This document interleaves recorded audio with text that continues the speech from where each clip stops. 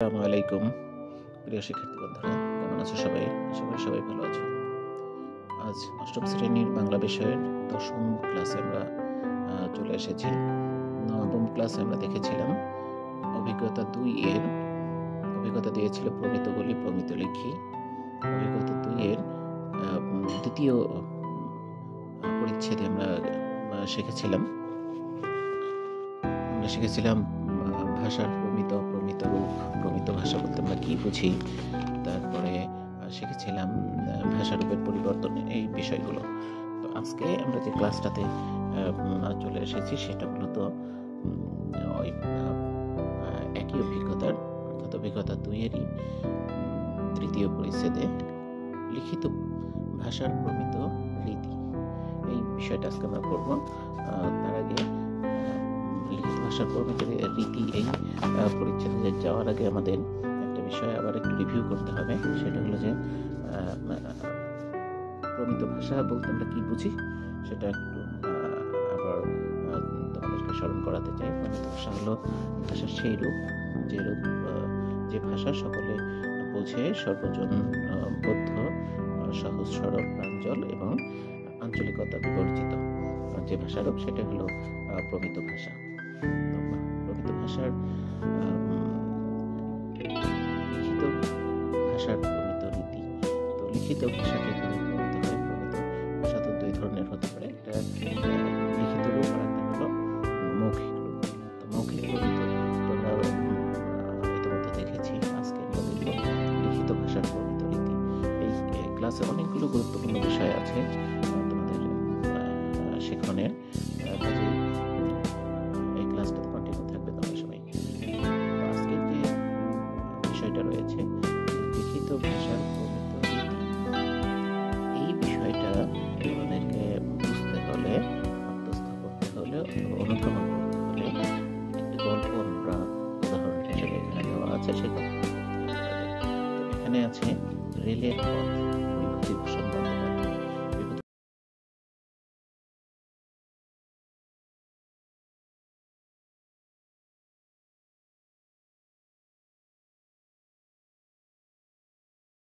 কিছুটা অংশ আমাদের এখানে দিয়েছে, যেটা নাম দিয়েছে রেলের পথ। তোমরা জানো এই পথের পাঁচালী নিয়ে বাংলা সিনেমা নির্মিত হয়েছে, অনেক নাটক নির্মিত হয়েছে। খণ্ড খণ্ড আকারে একটা অসাধারণ উপন্যাস। এই উপন্যাসের চরিত্র দুর্গা এবং অপু মূলত এই জীবনের প্রাত্যহিক জীবনের উপরেই এই উপন্যাসটা নির্মিত হয়েছে। একদম সহজ সরল গ্রামীণ জীবনের একটা চিত্র এই উপন্যাসে ফুটে উঠেছে। যে এটা তোমরা পড়ে নেবে, যে কোনো সময় সুযোগ হলে একটু পড়ে নেবে, খুব ভালো লাগবে। তো চলো আমরা চলে যাই আজকে আমাদের গল্পে কি আছে সেই বিষয়টা দেখব। এখানে বলেছে, দেখো, অপু জন্মিয়া অবধি কোথাও কখনো যায় নাই। এ গাঁয়েরই বকুলতলা, গোসাইবাগান, চালতাতলা, নদীর ধার, বড়জোর, নবাবগঞ্জে যাইবার পাকা সড়ক, এই পর্যন্ত তাহার দৌড়। মাঝে মাঝে বৈশাখী জ্যৈষ্ঠ মাসে খুব গরম পড়িলে বৈকালে দিদির সঙ্গে নদীর ঘাটে গিয়া দাঁড়াইয়া থাকিত। আজ সেই অপু সর্বপ্রথম গ্রামের বাহিরে পা দিল। কয়েকদিন হইতে উৎসাহে তাহার রাত্রিতে ঘুম হওয়া দায় হইয়া পড়িয়াছিল। দিন গণিতে গণিতে অবশেষে যাইবার দিন আসিয়া গেল। বুঝতে পারছো যে এটা সাধু ভাষায় গল্পটা লেখা হয়েছে।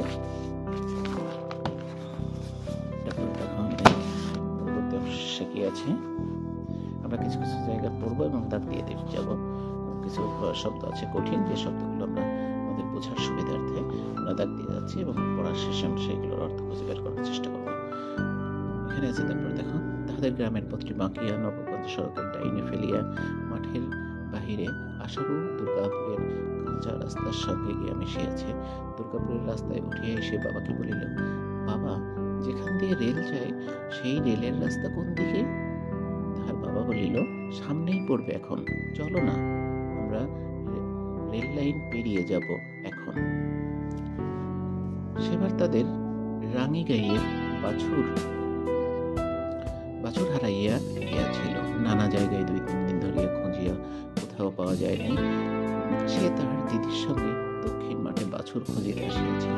তাহার দিদি পাকা রাস্তার উপর বহুদূর ঝাপসা মাঠের দিকে একদৃষ্টে চাহিয়া কি যেন দেখিতেছিল। আচ্ছা বলিয়া উঠিল, এক কাজ করবি অপু, চল যাই, আমরা রেলের রাস্তা দেখে আসি, যাবি? বিস্ময়ের সুরে দিদির মুখের দিকে চাহিয়া বলিল, রেলের রাস্তা? সে যে অনেক দূর, সেখানে কি করে যাবি?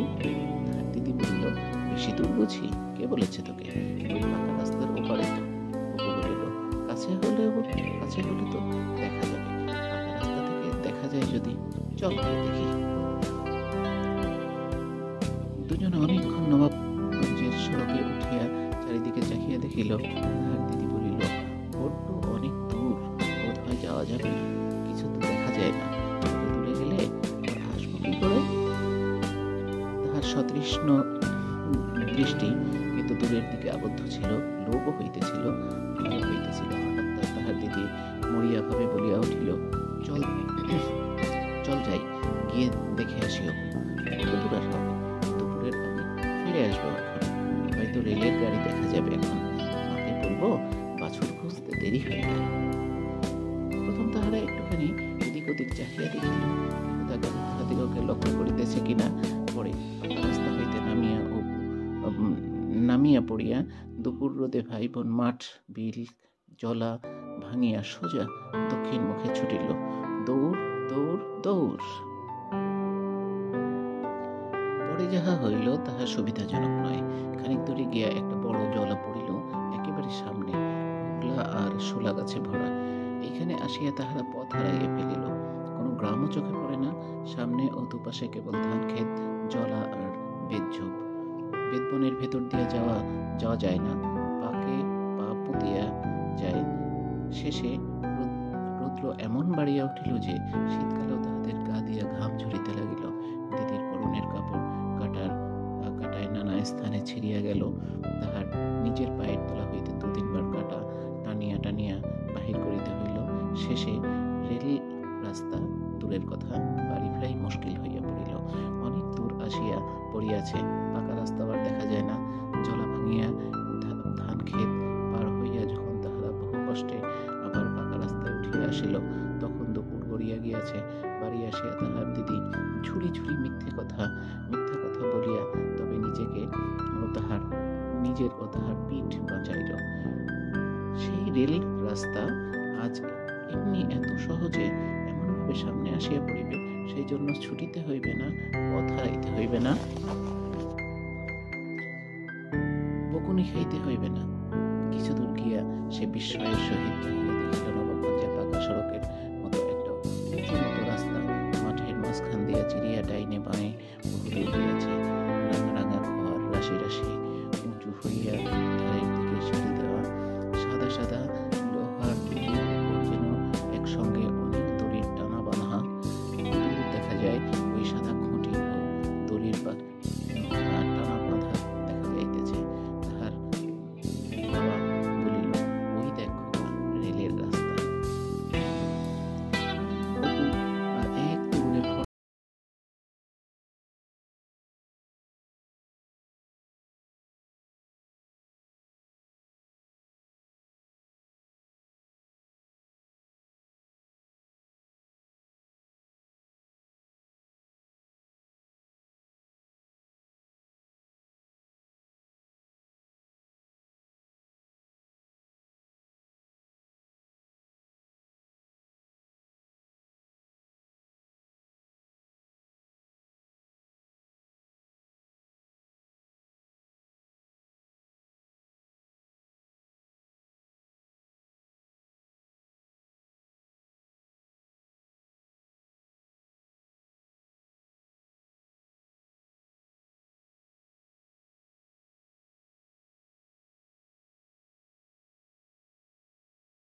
আমি দেখে যাব, আমি কখনো দেখিনি। হ্যাঁ বাবা, ওরকম কোনো করো না, এই জন্যই তো তোমাকে কোথাও আনতে চাই না। এখন কি করে দেখবে? সেই দুপুর অবধি বসে থাকতে হবে, তাহলে এই ঠাই রোদ্দুরে বসে থাকতে হবে, তাহলে এই ঠাই রোদ্দুরে। চলো, আসবার দিন দেখাবো। অপুকে অবশ্য অবশেষে জল ভরা চোখে বাবার পেছনে পেছন পেছন অগ্রসর হইতে হইল। আমরা এই যে গল্পটা পড়লাম, গল্পটা শেষ হয়ে গেল, যে পড়লাম, এই গল্প সম্পর্কে বলতে হলে অর্থাৎ আমাদের এই গল্পটা প্রমিত ভাষায় লেখা না অপ্রমিত ভাষায় লেখা, চলিত ভাষায় লেখা, সাধু ভাষা লেখা, এই বিষয়গুলো জানার আগে আমরা এই গল্পের মধ্যে কিছু শব্দ অর্থ আছে, কিছু শব্দ আছে যে শব্দগুলোর অর্থ আমাদের জানা দরকার। কিছু শব্দ আছে, আমি তার দিয়েছিলাম এখানে, যেমন দেখো এখানে আছে একটা শব্দ যে গণিতে গণিতে। গণিতে গণিতে মানে হলো গুনতে গুনতে, আমরা যেটা বলে থাকি, অর্থাৎ একের পর এক, সেটা হলো গুনতে গুনতে। তারপর দেখো এখানে আরো কিছু শব্দ আছে যে শব্দগুলো একটু কঠিন হতে পারে তোমাদের কাছে, আমি একটু ক্লিয়ার করে দিচ্ছি। এক দৃষ্টি, এক দৃষ্টি মানে একভাবে, একেবারে পলকহীন চোখে আমরা যে তাকিয়ে থাকি, ওটা হলো এক দৃষ্টি তাকিয়ে থাকা। তারপরে এখানে আরেকটা শব্দ আছে, দেখো সতৃষ্ণ। সতৃষ্ণ শব্দটা, সতৃষ্ণ, তৃষ্ণা মানে হলো কি পিপাসা, তাই না? দৃষ্টিরও একটা তৃষ্ণা আছে। দৃষ্টি যখন কোনো কিছু শুধু দেখতেই চায়, শুধু দেখতেই চায়,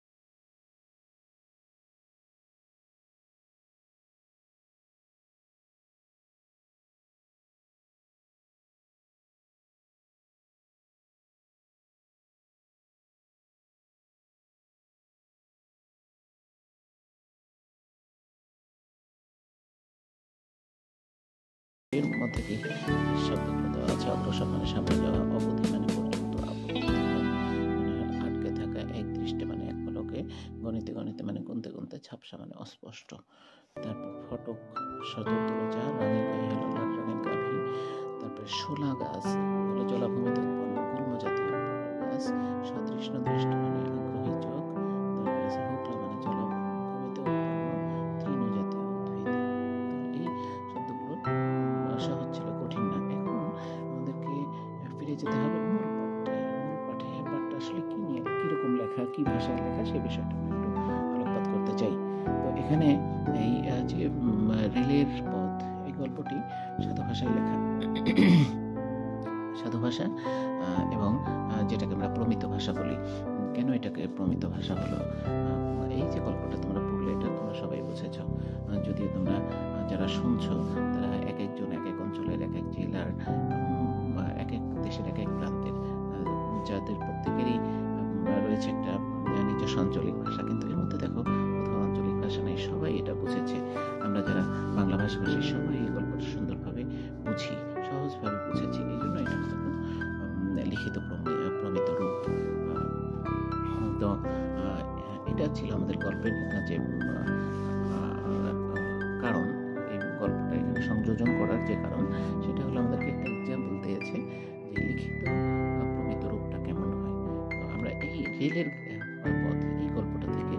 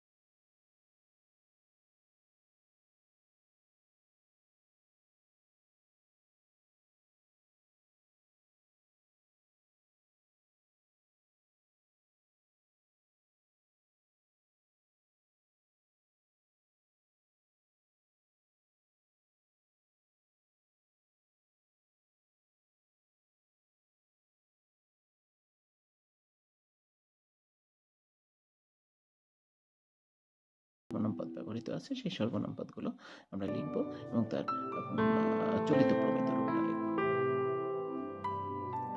দেখো এখানে আমরা কিছু সর্বনাম পদ খুঁজে পেয়েছি গল্পের ভিতর থেকে। একটা দেওয়া আছে যেটা আছে তাহার, এটা শব্দের প্রমিত রূপ, এটা গল্পে ব্যবহৃত সর্বনাম শব্দ এবং তার প্রমিত রূপ তার। তারপরে আছে তাহাকে, তাকে, তাহাদের, তাদের, তাহারা, তারা, তাহাদিগকে, তাদেরকে। তাহলে এখানে গল্পে যে সর্বনাম পদগুলো আমরা খুঁজে পেয়েছি সেই সর্বনাম পদগুলো প্রমিত রূপ আমরা এখানে লিখেছি। এখন পরবর্তী ধাপে আমরা যাব। এখানে কি বলেছে দেখো, যে একইভাবে গল্প থেকে ক্রিয়াপদ, ক্রিয়া শব্দ খুঁজে বের করো এবং নিচের ছকের বাম কলামে লেখো। এরপর ক্রিয়াগুলোর প্রমিত রূপ ডান কলামে লেখো। কাজ শেষ হলে সহপাঠীদের সঙ্গে মিলিয়ে নাও এবং প্রয়োজনে সংশোধন করে নাও। একটি উত্তর করে দেওয়া হলো। তো এখানে দেখো একটা জিনিস আমরা আবার মনে করি, সেটা হলো যে সাধুগুরু ভাষা এবং চলিত ভাষা, এইটার মূলত যে পরিবর্তনটা হয়ে থাকে সেটা দুইটা ক্ষেত্রে পরিবর্তন হয়ে থাকে গুরুত্বপূর্ণভাবে। দুইটা ক্ষেত্র, একটা হলো ক্রিয়াপদ আর একটা হলো সর্বনাম।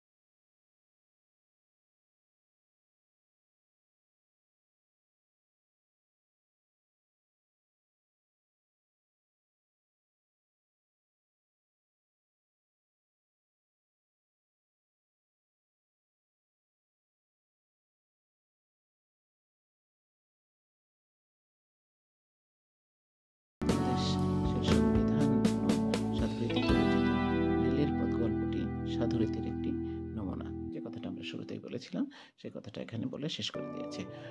এরপর আরো গুরুত্বপূর্ণ কিছু টপিক আছে যেগুলো তোমাদেরকে একটু চিন্তা করে করতে হবে। সাধু রীতির বাক্যকে প্রকৃত বাক্যে রূপান্তর করা, এই একটা বিষয় আছে। আর একটা বিষয় আছে হলো এখানে দেখো, এটা 3.2.3.1